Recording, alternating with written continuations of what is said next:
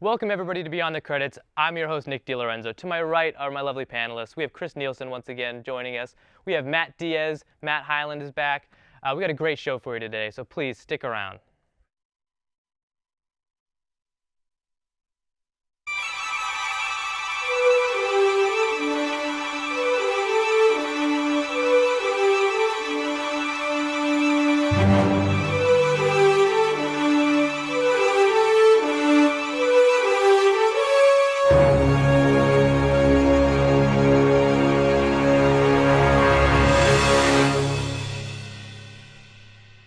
All right, welcome back everybody to Beyond the Credits. Once again, we have a great show for you. We're going to be giving our review on Logan, the film released this past week. We're going to have a conversation on violence in media and film. But first, we got to jump right into the movie news. So our first story up is Star Trek, and we have some news that the CGI recreation of Spock is a possible option in the future. It was approved basically by Leonard Nimoy's son. So, I mean, Matt, we'll start with second Matt. We'll start with you. There's two Matt. This is just two Matts, yeah. Okay, so if they're using the same technology as, spoiler alert, Rogue One, I don't think they should use it, because even though it looked relatively good in Rogue One, I think there was a little bit of unnaturalism to it. So I think if they CGI'd Leonard Nimoy, I don't know if it would look good. I don't know. Matt? I've always been skeptical on how they use, especially they're using him because he's passed away. No, and so yeah, that's kind of the reasons why something that I feel like they should just leave it be, and maybe just recast that character like they've done in the past instead of bringing back. I mean, maybe in a hologram that would work, but actually bringing back a physical, just a whole CGI character, or I guess what are they doing? They're recreating him again. Yeah, so are you okay with the character coming back, or did you want to see it more like retired? Like, are we okay with having a Leonard Nimoy recreation, basically? I thought they were finished. Yeah. Well, for multiple reasons. One, okay, yeah, the actor is dead now. But spoiler, in the new, in the new Star Trek films, the character is dead as well. Yes. Yeah. J.J. Abrams. The Spock that Leonard Nimoy plays has died in this new continuity. And J.J. Abrams. In J.J. Abrams' new continuity. Yeah. Now, is this TV show going to be? I'm sorry. This was the TV show or the movie? This is just the option for the possibility of He's yeah. just saying, okay. everybody's been speaking like on the Star Wars camp. Everybody's like, we've seen it happen with Tarkin, and then people are talking, hey, can we do this with Princess Leia? Right. And can we do this with Carrie Fisher? And a lot of people are just like, please no. Yeah. They were concerned that like let's make sure that their family, their estate is okay with this. So I guess that's why Spock's son was kind of, not Spock's son, Leonard Nimoy's son, who was kind of just wanted to just go out there and say, hey, I'm okay with it. If you want to do it. I don't think. I mean, I don't know. Should it really be up to his son? Yeah. If this was the case of the film, then yeah, they did in Star Trek Beyond retire the character, and they did it very well. So the fact that they want to go back and bring him in a CGI form, that's not necessary. You already have Zachary, his last name escapes me right now. Quinto. Thank you. Yeah, who plays a fantastic Spock. And also Leonard Nimoy. He's been in Star Trek and Into Darkness, so he had his time in the film standpoint as well. So yeah, I don't think it's necessary to bring it back. And if you were, maybe he can be, like you said, a hologram, or they can somehow write a way that his character is there but not physical. He's like, I don't know. So pay tribute to him without having a Leonard Nimoy CGI recreation solo film. Which they already pay tribute to. So again, bringing him back is unnecessary. Well, it's kind of in keeping with Star Trek's philosophy when it comes to technology too. Mostly embrace it. Yeah. So I guess if anything, it would I think it would kind of open work. a creative if they find side the right way to do it. I think it could possibly work, but there's no need for the time being. Yeah. Okay, well, in other Star Trek news, we have Jason Isaacs cast as the captain in the Star Trek Discovery, which I believe is CBS. Chris, we'll start with you. What are your... Yeah, CBS is trying to get this Star Trek show on board to promote their CBS All Access streaming service. They basically want to have a CBS Netflix, and they think that the way that they're going to be able to grab enough people to do that is by just putting the new Star Trek show on it. I'm not sure if that's enough, but I think this is a good start, because I think Jason Isaacs is having a really good career right now. He's been in a great Netflix show, The OA. He was in A Cure for Wellness. I'm seeing him pop up in a bunch of stuff recently, and I think he's got the the intellect and the gravitas to like play a starship captain. Because I mean, who else have we seen? We've seen William Shatner and Patrick Stewart play that kind of role Pine. before. And if you're I think okay, this yeah, is a Chris Pine, good too. and Chris Pine, Yeah. yeah, and But then, he's not playing Captain Kirk. He's playing Some other character. another This, captain. no, yeah, he's not. complete, No, yeah, this is different not. This is captain. not the original. No, this is not. Yeah. They're not going to continue to Right, just right, reboot right. that same cast. No, this is probably going to take place before the Just Kirk and everybody. Right. is it Kirk and connected Spock to and the whatnot. J.J. Abrams franchise? No, or it's just not. separate. Okay, It's going to be separate from separate? the J.J. Abrams franchise, going back to the TV show continuity. Ah, okay. And yeah, he's going to be our captain. They've already cast a few other people I'm the captain in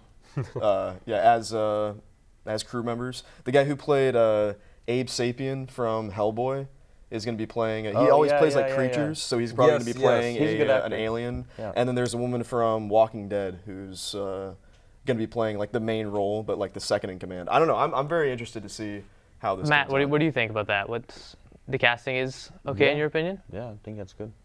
All right, Matt Diaz. Yeah, I think yeah. As far as the casting, from what he described, it looks it looks like it's going to be good.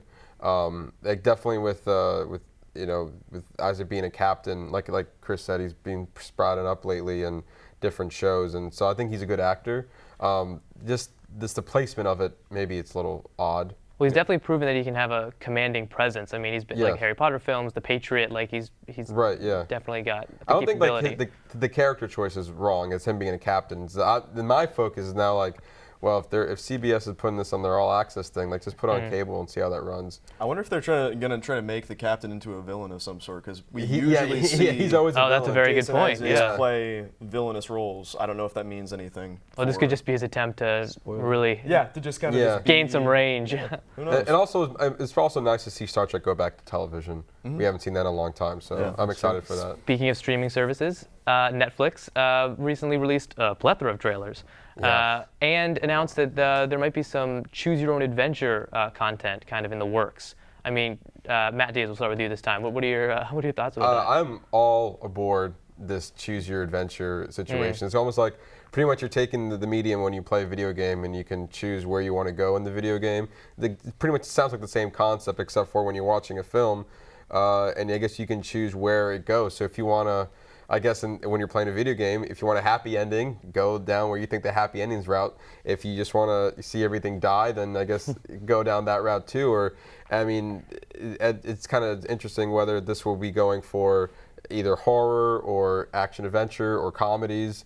I'll be interested to see where they take it. What is there a particular The first one that comes to mind would- franchise that you'd like to see, or film or story? as far as like maybe what they already have, like as far as genre horror, because that makes, I feel like that makes the most sense to choose like whether this person opens the door or stuff like that, or like they go into this room. But as far as the TV shows they already have, I'll be interested to see Orange is the New Black have their choose your own adventure. It's almost like maybe follow which character you want to go, because they have a lot of characters and there's a lot of different choices that could happen in a prison. And it's interesting if you go down one route, that person could end up maybe dying in the prison, or maybe we see get free, or based on one decision that they make in the show. Chris, what genre do you think would work best in?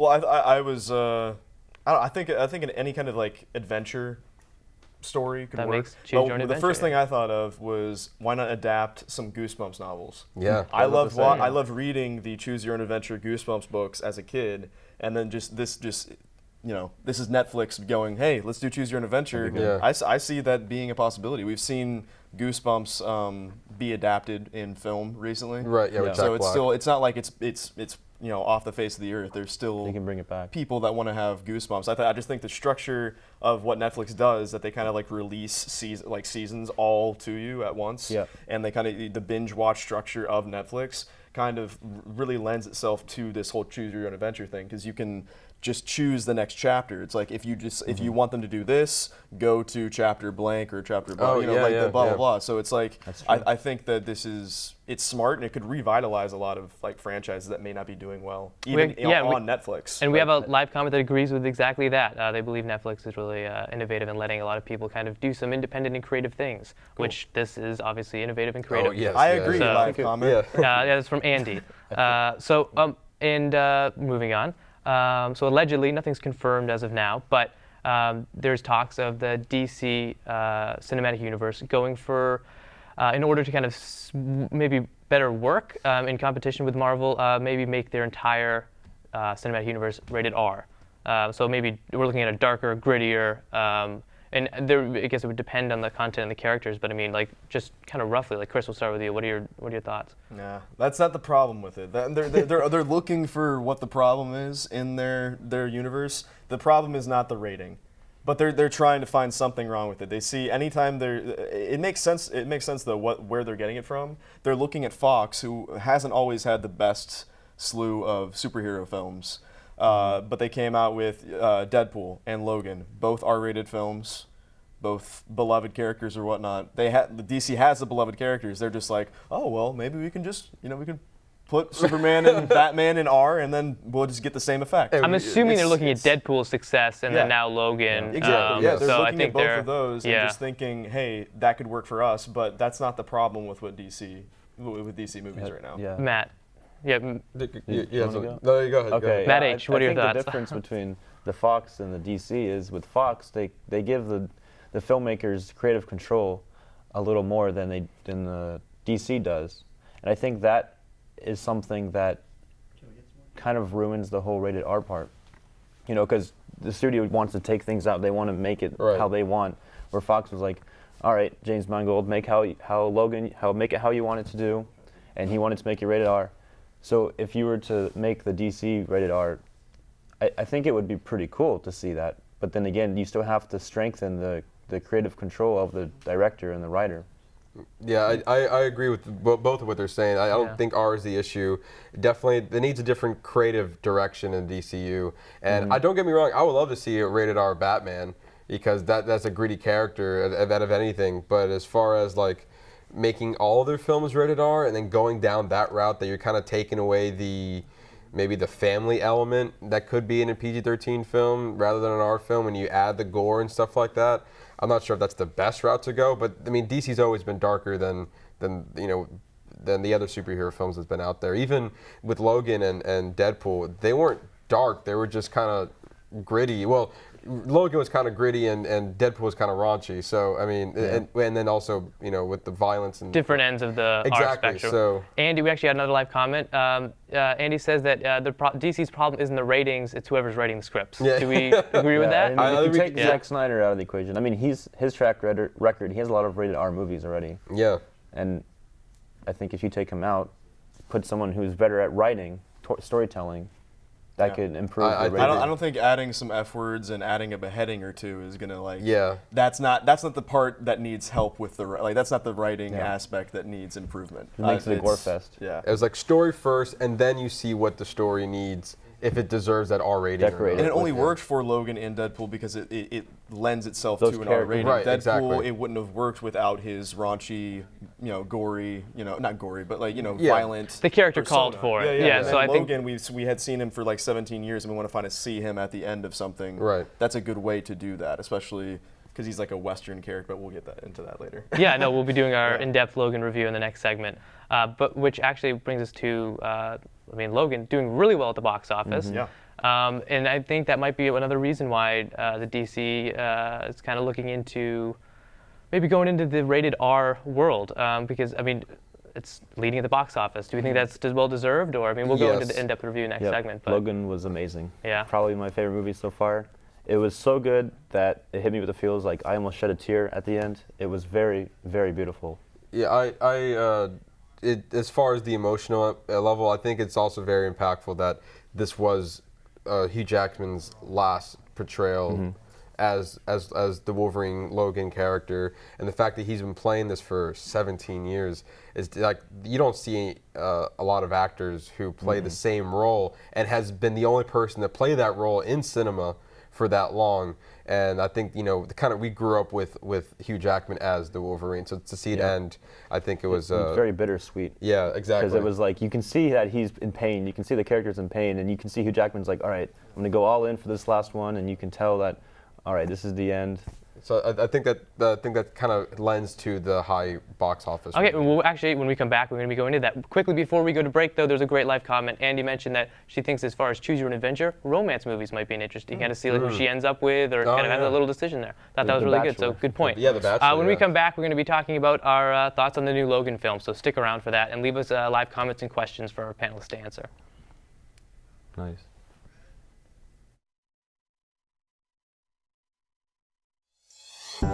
Today, when you have multiple devices at your fingertips, wouldn't it be great if you could run the software you need on all of them? Well, now you can. UCF Apps is a new and innovative way for you to access the applications that you need to get your coursework done from any PC, Mac, tablet, or smartphone. For more information or to give your input on UCF Apps, go to apps.ucf.edu. What are you waiting for? Start using UCF Apps today. Lake Claire's Universities of Central Florida's place for relaxation, tranquility, and a good time. Students who crave the outdoors can experience the wonders of Lake Claire and all the benefits it has to offer. Lake Claire offers a wide variety of kayaks, wakeboards, canoes, and much, much more. All of this is free for UCF students and can be rented out every day of the year except for on football game days. Students can take advantage of the wide open spaces and throw around a frisbee with your friends, or attack the ball with our sandy volleyball court. Come by the dock, sit down, and enjoy the beautiful view of Lake Claire's clear blue waters. Located just off the side of Gemini Boulevard and Greek Park Drive, this bubble of nature is one you must check out after finals week. For more information and rentals, visit our website so you can enjoy Lake Claire today. Today, when you have multiple devices at your fingertips, wouldn't it be great if you could run the software you need on all of them? Well, now you can. UCF Apps is a new and innovative way for you to access the applications that you need to get your coursework done from any PC, Mac, tablet, or smartphone. For more information or to give your input on UCF Apps, go to apps.ucf.edu. What are you waiting for? Start using UCF Apps today. Welcome back, everybody, to Beyond the Credits. Once again, I'm your host, Nick DiLorenzo. To my right, we have Chris Nielsen, Matt Diaz, Matt Hyland, all back to give their in-depth review and analysis on the movie Logan. I So, just want to be clear, we're not giving away any spoilers, are we? oh, it is a spoiler-free review. Okay, Yeah. all right. I just want to make that clear before I say anything. And if you are about to say something, but just preface it with, hey, maybe mute the audio on your. Yeah, this is. I need to say this. No, Yeah. but I can stray away from it. Okay, if you need to delve into it, it's fine. Just like warn the viewers, maybe. Okay, all right. Okay, Chris, we'll go down the line. We'll start with you. Like initial thoughts on Logan, like on the tone, just like overall, did you like it? Yeah, I thought that it was very different for a superhero film, but this wasn't the breath of fresh air in a movie that I thought it was going to be, because it's very like it's good for what they did for his superhero character. Yeah. But this is a movie I've seen before. Yeah.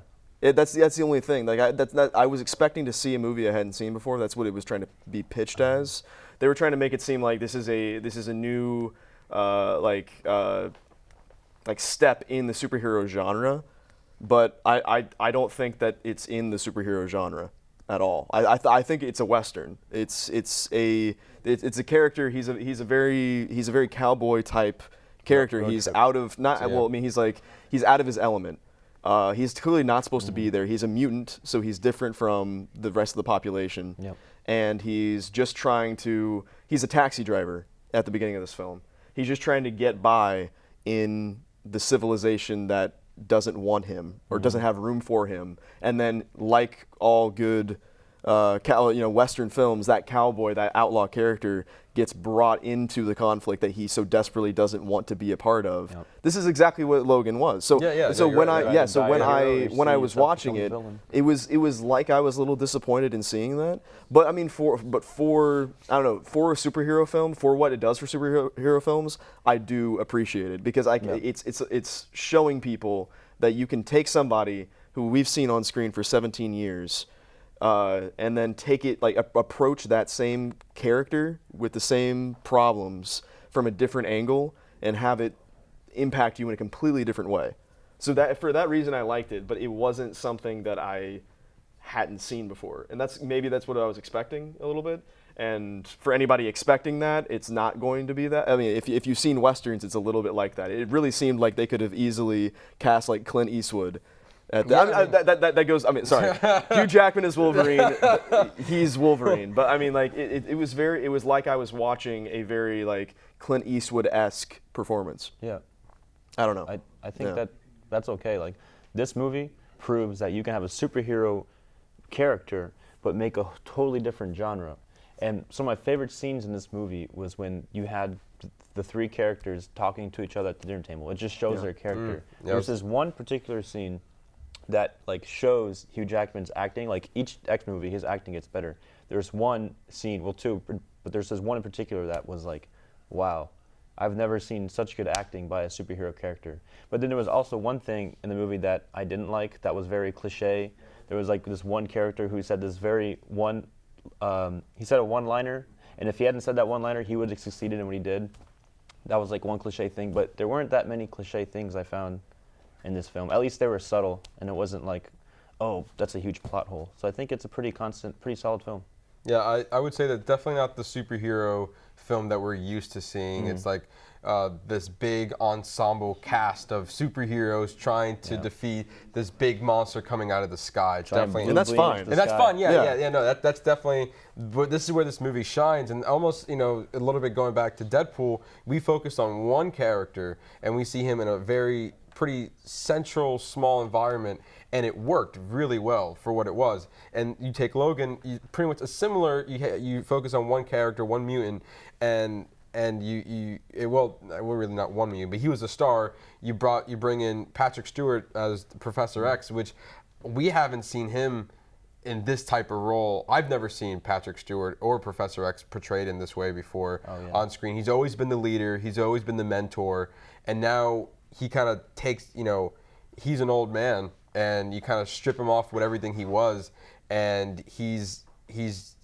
just trying to get by. Almost what it feels like. We're not sure what it is, but he has like dementia or some sort of like Alzheimer's or something. When you first see him in the movie, it's like it hits you hard. You're like, oh my god, that's so sad. Like, I've seen this character for so long, and like it's like seeing one of your loved ones go through that. Because you've been with this character for.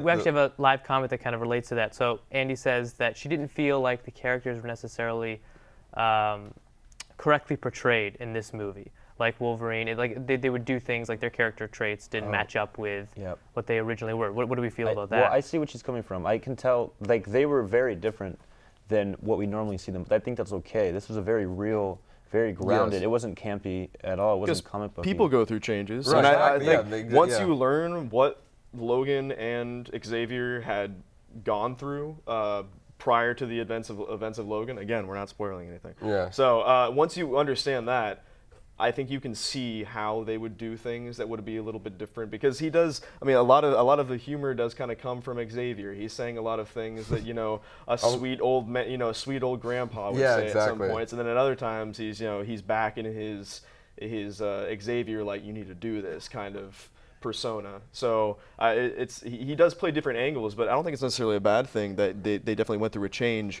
because they put these characters through things that would change a person. I think that's all right. But I love seeing like Patrick Stewart back as Xavier. I would have liked to see if this was his last, which I think he's saying it is, as well as Hugh Jackman. It would have been cool to see like one final thing with him and Ian McKellen as Magneto. Yeah, I agree. Because that whole like dynamic, that relationship between what Xavier thinks mutants should be and what Eric thinks mutants should be, so Magneto and Professor X, it's like that's such a cool dynamic, and they've been doing it a lot. It would have been nice to see that like cap on that relationship. It's nice that we saw a cap on Logan and Xavier, but it still would have, I still would like to see that. I mean, at the end of the day, this is still Logan's film, right? And just the way that Hugh Jackman carried this performance, and they even made a couple nods back to when they first started back in 2000 with the X-Men. They brought back a couple of phrases where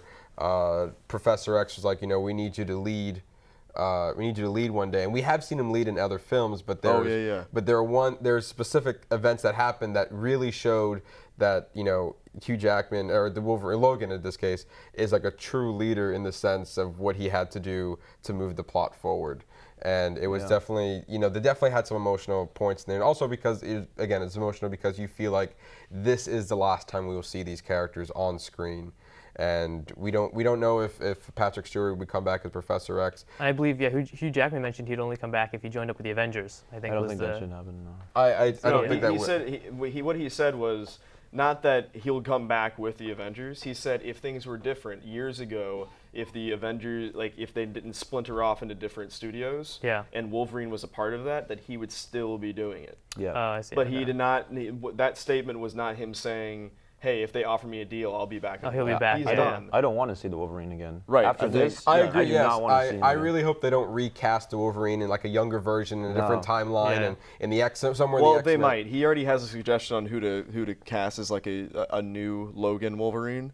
But I think what they're kind of trying to do with this movie is introduce Daphne Keane as X-23 as maybe his new kind of replacement. She's pretty. She would be pretty young to like lead a film right now. Yes, she is. But I think Her and all the other people. Yeah, I think Yes. not. I mean, people are talking about her being like a good breakthrough star or whatnot. I think she's not getting enough credit right now because I think that she was a really entertaining point in the Especially in the like- film, especially for not saying anything for most of it. Exact. After the like about more than halfway through, she came in and like really made that character her own. Like all of a sudden, like she went from mute to be like, all right, this is me now. I'm like, whoa, okay. It's difficult to find like a little kid who can go right up to the grizzly Hugh Jackman Wolverine and like tell him off. Yes. And it be like, oh yeah, that makes sense. Like you should listen to that kid. She's yeah. Can you imagine this yeah. character back, when X-Men, like when you first met Logan? Like Logan would just be like, screw off, little kid. I don't, get off. I don't need you. Yeah. And now, just because he was old man Logan in this, More fatherly. Yeah, exactly. He's like, okay. And it's cool because he's always had that kind of like surrogate daughter. Yes. Way back with Rogue. Like when we first see him back in 2000 when in the first X-Men, he has that protective relationship of Rogue. So it's kind of cool that he's doing it again. But he's reluctant at first because, he at the beginning of the film, like all Westerns, he's reluctant to get back into the fight. But, spoiler, he eventually does. He does get back into It's not the really. fight. So overall, we liked the characters they chose. What was Yeah. how was the villain? I haven't seen it, so I'm genuinely curious. Oh, okay. What's The villain. I think it was a more memorable villain. There was one aspect of the villain I didn't see, which was like connecting to him emotionally. It didn't have that, but I think that villain's better than other ones. There's just one particular part in the movie where it shows, because all villains are all going to kill people. We all know that. But there's something that he does that defines him more as just a jerk. Like there's something he does. He doesn't kill somebody, but he just does. You'll see it. I don't want to spoil it. I kind of agree. Like, I don't like when villains are like, I'm big, I'm powerful, I want to destroy the world. This villain, he had a purpose. There was a reason why he was doing this, and you can almost, in some cases, like this guy's just doing a job. Like this is what he has to do, and he shows up to be the villain. We're all rooting against him, obviously, but you can see like where he's coming from. I have a job to do. This is what I need to do, and so I can understand. I like when I can understand why the villain is the villain. To me, that's what makes a good villain. Mm-hmm. I don't think those people are the villains. I personally, I think the villain is time in a way for Logan. I mean, Yeah, like that's when true. we like calculated before seeing the movie, I tried to see how old he really was. Right, yeah. His 300 body is at years. least like maybe like 150 or something like that. His mind has been through 257 years or something Wow. like that Almost of 200. like wear and tear, of hardship and all that. So it's really cool to see like this movie cap it off with like 200 plus years Of a worn down Logan, and you do kind of see that in this film. And then I just want to switch it to like the R rating. The fact that we did end up getting like almost people would say the Wolverine movie we always wanted to see, as far as like we always wanted to see a grittier Wolverine, and we kind of got that. There was definitely they did use the R rating, as far as there were some more violent action scenes than we've seen in the other movies, as well as a lot of him actually using profanity, which he does in the comics. So that was also a different side of Logan that we haven't seen because of the PG-13 rating. The fact that it was R, they were able to do that, and it was like a nice fresh take on like, okay, it was nice to see that portrayed on screen, like the rugged Wolverine character that we grew up to enjoy. Yeah, I do want to say that it was like time, going back to the villain Right, thing. yeah. It was like both time and himself, because Yes. in more ways Literally. than one. But Yeah, like yeah, yes. but he has to like struggle with. He's like the only person that could really help at this point in Yes. this world with a mutant with regenerative healing abilities. He can survive more than others. Right. But he's just wants to be a taxi driver and drink. Yeah, so yeah. it's really He gets about fed up. his like He's kind of given up on the world. his Yeah. internal battle to like whether or not he should be one to help because he can. So I think that's the biggest conflict in it, and I feel like these villains, these side characters, are just like agents that are doing evil in his They're world. poking the bear. But I feel like the true like villain of it is himself and how like his time span. No, It Because everybody definitely has to seems come, like yeah. much more of a character piece, whereas Yes. like the other Oh, yeah. X-Men films in the past have been more of like a character ensemble, and we're Yeah. fighting this Yeah. villain, but this seems a little bit much more of like a heavily story-driven, like Yes. They Like- could have made this easily about like him struggling with using his powers again Right. to be found out by like one of the last mutants, but it's not. It's not about using his powers or something supernatural. It's about his moral compass. Right. It's about, should I do this as an action, not like is this going to show, we're not going back to the whole mutant and proud thing. It's something that more people can, like the whole mutant and proud that thing was that an they've been doing. Last Stand, yeah. They're doing something with this one that anybody can put themselves into a little bit, except for the claws. But I mean, like even Exactly, like old men watching this, that there's something to be said about like they're reaching the end of their lifespans. Right. There's a lot to relate to with Logan, and I'm glad they said something about old age and ending Yeah, Hugh in a Jackman's movie career. where it's at the end of his old, this old character. Right, And yeah. it is ending. And he's old too. Like, Yeah. he looks old in that movie. Yeah, they did a good job. They did, they definitely. All around, the movie was very well done. I was glad to see a proper outing for this character and for Hugh Jackman, and I really. He's had hits and misses. Yeah, yeah. I mean, with X-Men Origins Wolverine Yeah. being one of them, like a total miss. But then they kind of like James Mangold kind of showed what he can do with the Wolverine. Oh, yeah. A lot of people liked it. A few people didn't, and then he had full creative control in the Logan. Really, kind of like that was like Logan's kind of trilogy in and of itself, like the solo trilogy, and definitely one hell of a way to end his character. And I know we've talked about like the character and the acting and the story, but like on a technical level, how was like the cinematography, like the score, like did it fit score with the was- tone? Was it like well done? Like Yeah. The cinema. It was kind of weird. There was a moment in the score where I thought it was odd that they were using that kind of music. I can't really describe what it was, song, but there like was an some actual song. No, not like an actual song. Oh, like the composition. The score. The score. yes, The score yeah. itself. It was a type of music that I didn't expect them to be using during like an action scene, which Oh, was, I which was think I know- nice I think I know what you're talking yeah, about, it yeah. was one of the ones in the woods. Yes, yeah. I can't really put my finger on it, but I'm gonna have to watch it again to see. I think they might have made some bold like choices with the score that you wouldn't normally see, especially not in a superhero movie, but not even Right. like really in a western or like that. So I think it was a good score. There wasn't the cinematography was good, but there was nothing that really blew me away. Like, oh my gosh, this is gorgeous. Right. Yeah. There haven't been like really standout moments. For me, a standout moment was actually not really with the film, but what happened before the film was that what completely took me off guard was the fact that we saw, which is out now already, a Deadpool short teaser that played right before the film, and I was like, I was blown away by, not really blown away, but I took a setback. I was like, wait, is Deadpool starting this movie? Yeah, It's yeah. like, is this how they're doing Different it? tone. In a way. Like, what- In a way, he did, yeah. right. And it was funny because all the media was like, "Is Deadpool going to be in this movie? This is Wolverine's last outing. We really got to see them together." Blah blah blah. And in a way, they kind of did. They kind of teased. Technically, they're together. Yeah, they were in the same time the same. Yeah, I guess. Yeah, I yeah. don't They're know. not really. So to the viewers at home that maybe haven't seen it or are debating on whether or not, well, Matt, we'll start with you. 1 out of 10, we'll just go down. Like, do you recommend it or? My rating of it? Yeah, like from a scale of like 15 out of 1 to 10. 10. 15 out of 10. He's a big fan. Matt, I would say definitely go see it, but I'll give it an 8 out of 10. 8 out of 10. Chris? Yeah, I don't really like doing number rating things, but you're putting me on the spot. Okay, here. never mind. Chris liked it well enough to. I'd say like an 8, I guess. Okay, you don't have to put it into a number. So like, but in summary, like, you don't have to put it into a number, but like, would you Okay. recommend it? I'd watch it. I would recommend it. Okay. I do Yes. think people should see it. All right, I didn't mean to put you on the spot. Okay, well, in regards to Logan, we mentioned Deadpool. We're going to kind of transition into a discussion regarding violence in media and the role it can play, and kind of like look at the history and the effects it has now. So when we come back, that's what we'll be talking about. So stick around, leave us some comments, and we'll make sure to get to those. Today, when you have multiple devices at your fingertips, wouldn't it be great if you could run the software you need on all of them? Well, now you can. UCF Apps is a new and innovative way for you to access the applications that you need to get your coursework done from any PC, Mac, tablet, or smartphone. For more information or to give your input on UCF Apps, go to apps.ucf.edu. What are you waiting for? Start using UCF Apps today.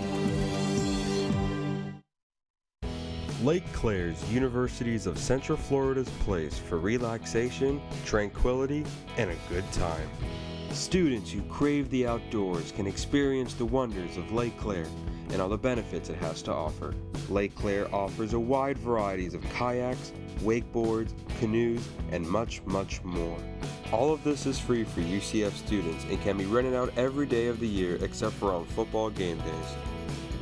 Students can take advantage of the wide open spaces and throw around a frisbee with your friends, or attack the ball with our sandy volleyball court. Come by the dock, sit down, and enjoy the beautiful view of Lake Claire's clear blue waters. Located just off the side of Gemini Boulevard and Greek Park Drive, this bubble of nature is one you must check out after finals week. For more information and rentals, visit our website so you can enjoy Lake Claire today.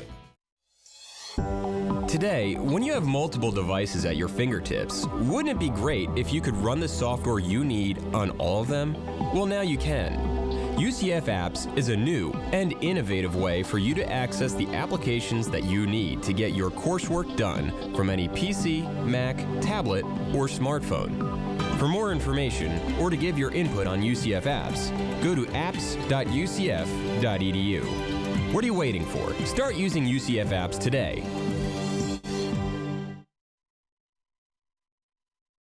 I'm your host, Nick DiLorenzo. To my right, we have our panelists. We have Chris joining us once again. Hi. Hi. Welcome back. Beth is joining us for this following segments. Welcome back to the show. And Matt, back as well.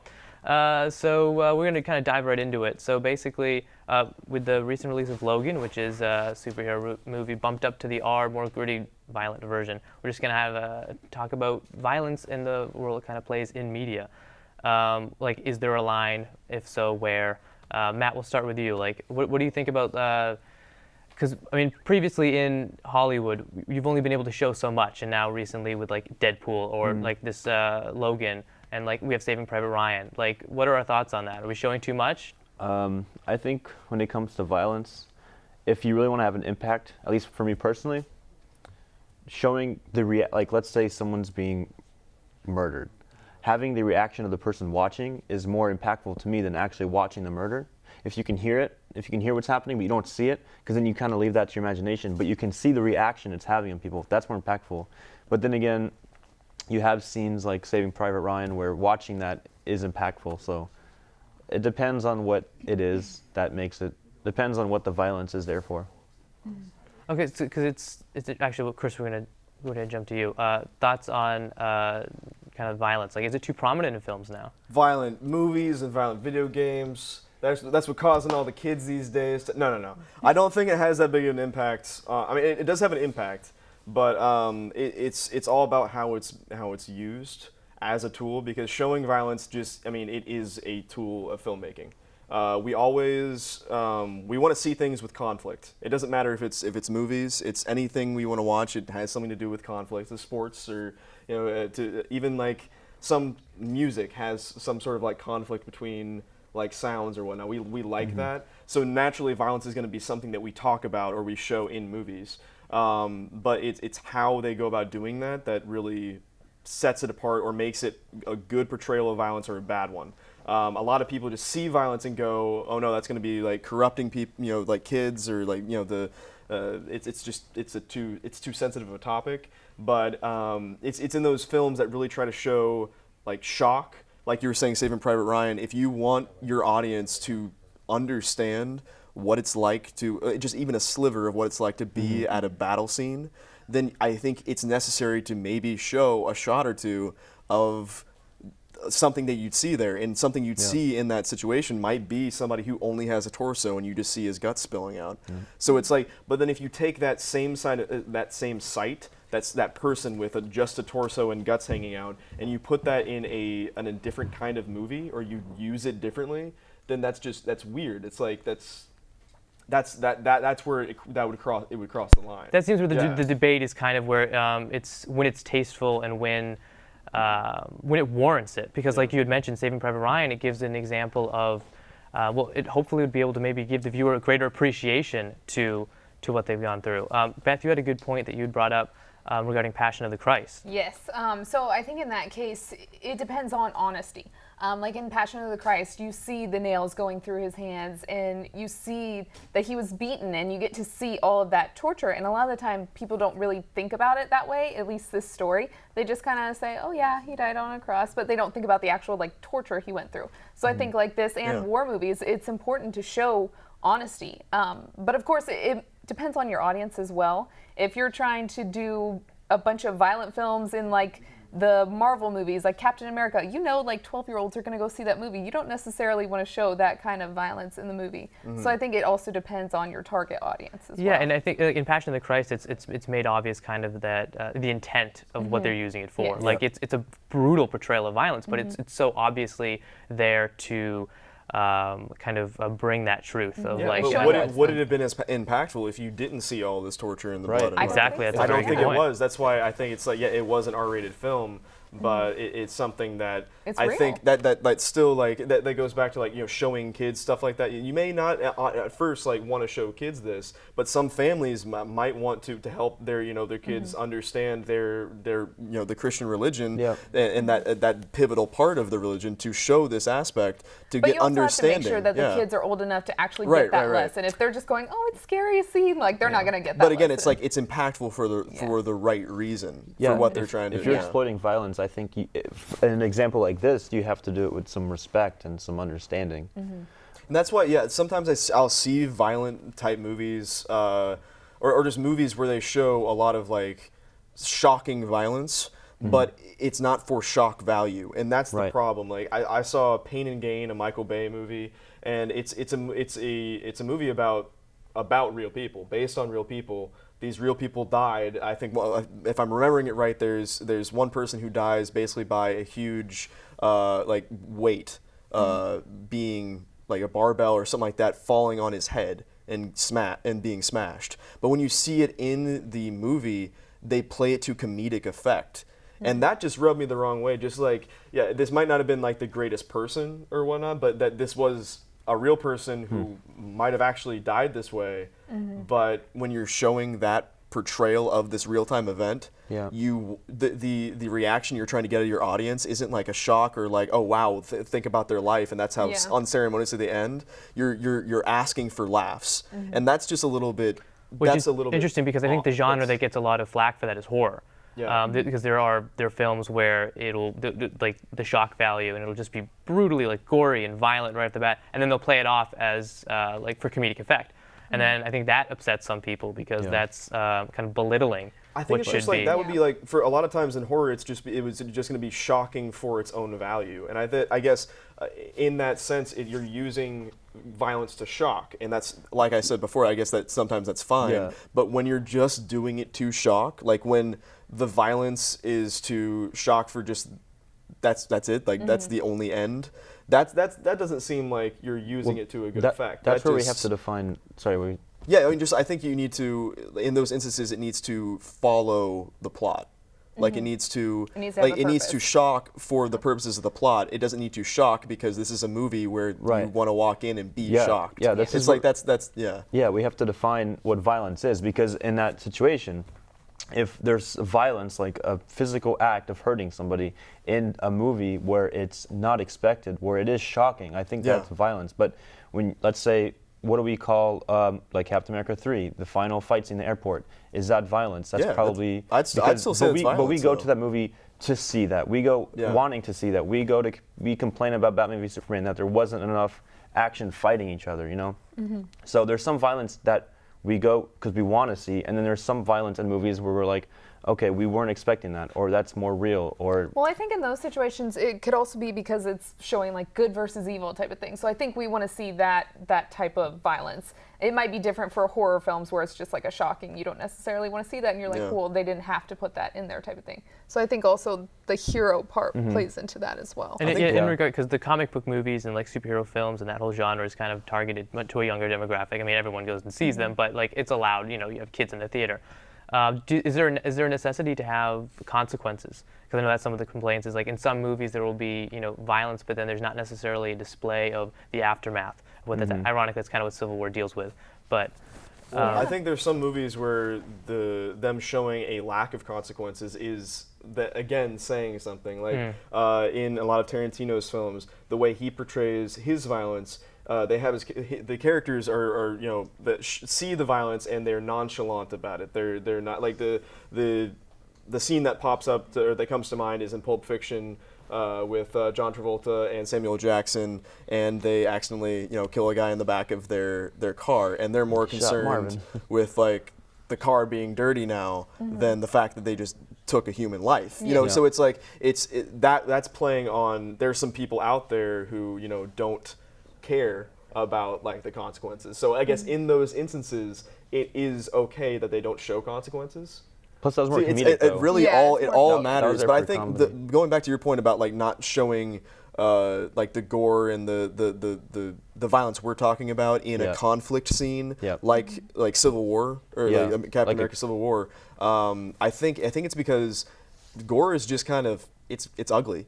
It's just kind of gross. So when I see and that comes to that when they're using it for shock value, for desperation, even sometimes for humor. Seeing how like the fact that it looks kind of gross and there's some chaos about it, because there's some chaos with your body coming undone, like it's not working properly. There's something to that isn't pleasing to see. So when they use that correctly and use it to shock and to show desperation and how like hard something is, Yeah. that's when I think they're using. They most of the time they're using it correctly. no, that's a great point. Unfortunately, we got to throw to commercial. But okay. when we come All right. back, we are going to be delving more into this. So make sure to leave your comments and your questions. And when we come back, we're going to continue the conversation.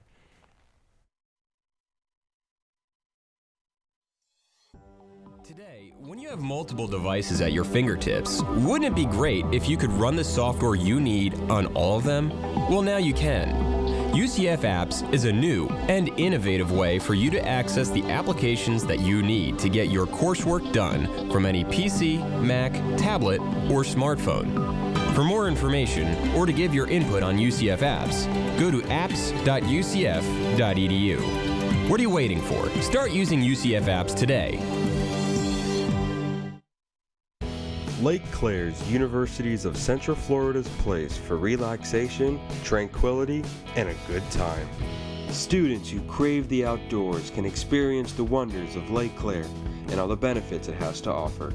Lake Claire offers a wide variety of kayaks, wakeboards, canoes, and much, much more. All of this is free for UCF students and can be rented out every day of the year except for on football game days.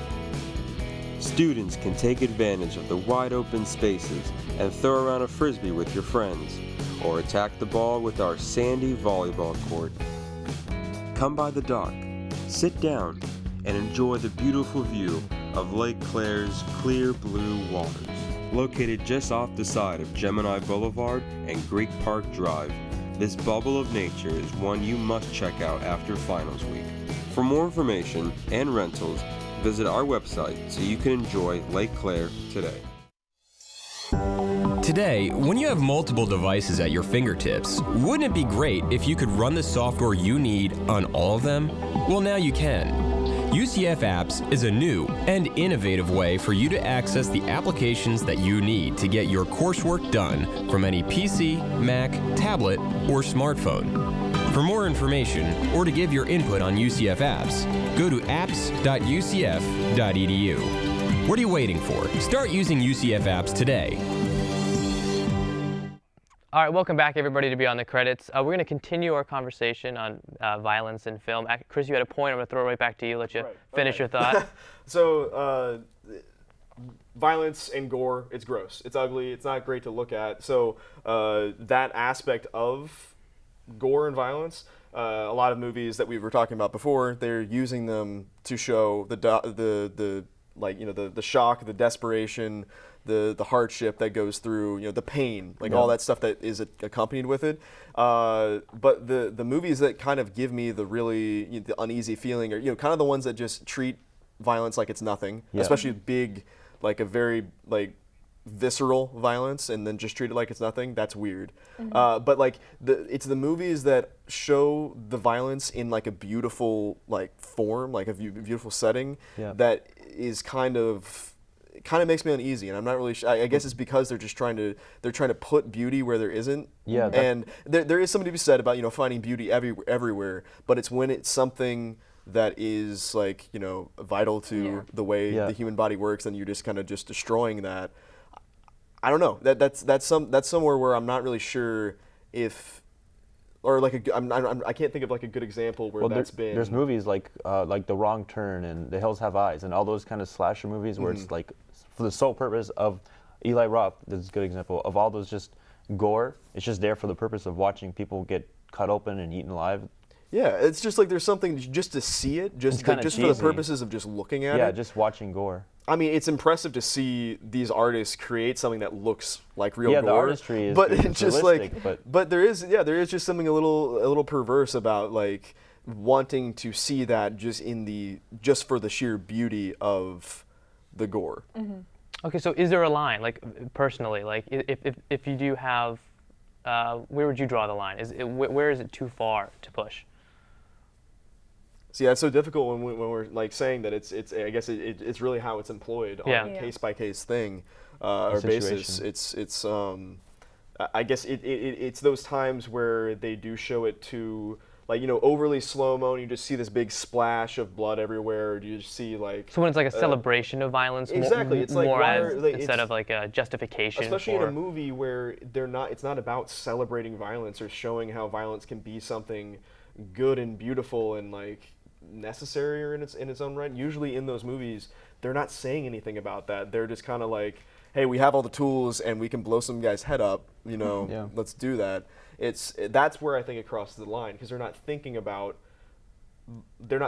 it. I guess it is about intention and the consequences of the violence, because if you actually go in and take care into thinking about what's happening and how someone's getting violently attacked or whatnot, if you're thinking about that and having in your movie saying something about that, then that's good. But if you put that kind of scene in and you're not saying anything about it, and it's just trying to show how it's good looking or it's a fun thing, then then you're not taking care into what this violence is actually doing, because it's a powerful tool.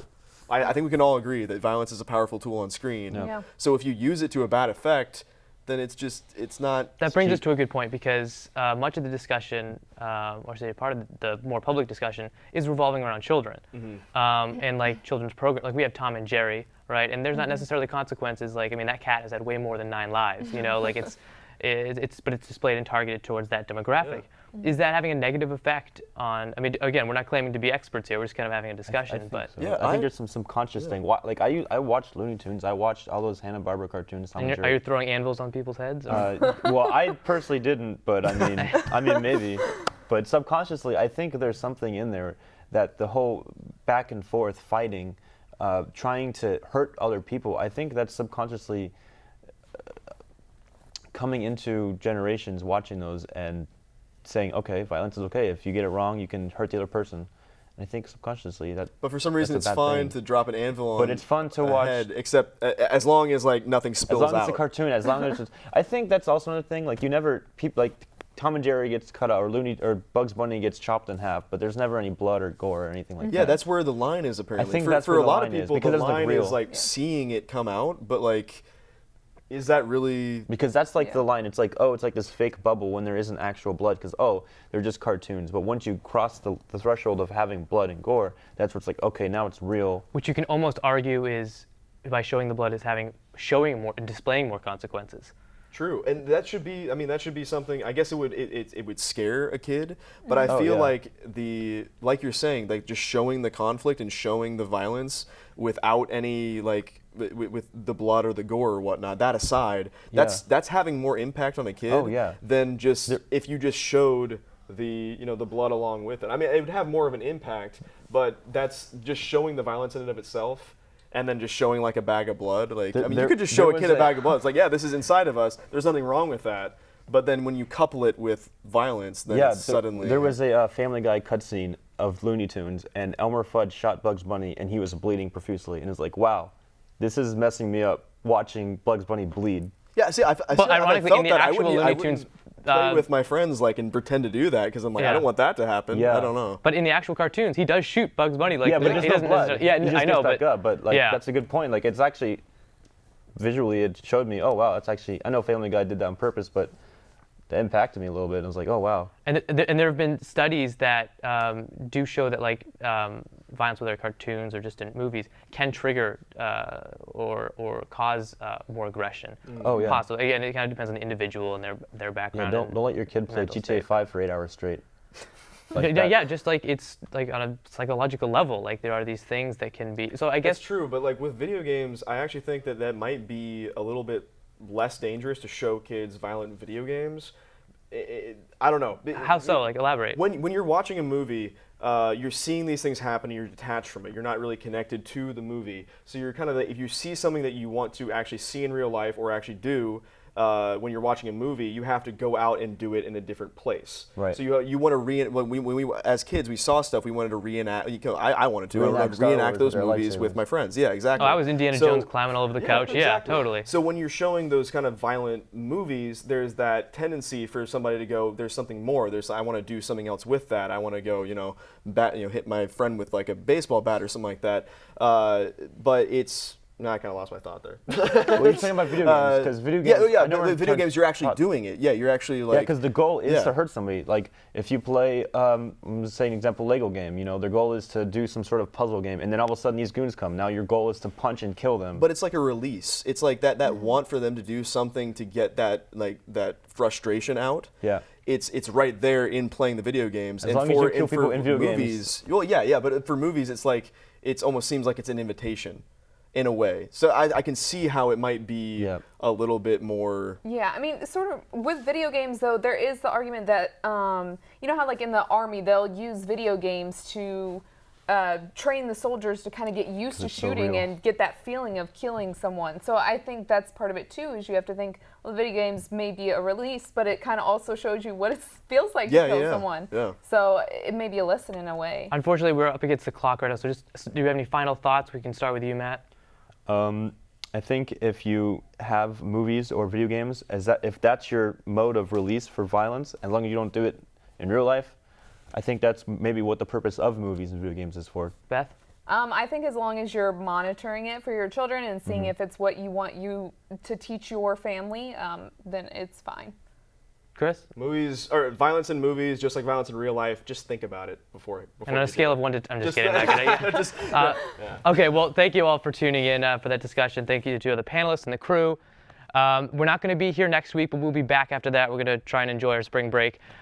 Make sure to follow us on Snapchat and Twitter. We're UCFBTC, Facebook Live. Make sure to like us, and we'll be back in 2 weeks. So thanks again for watching.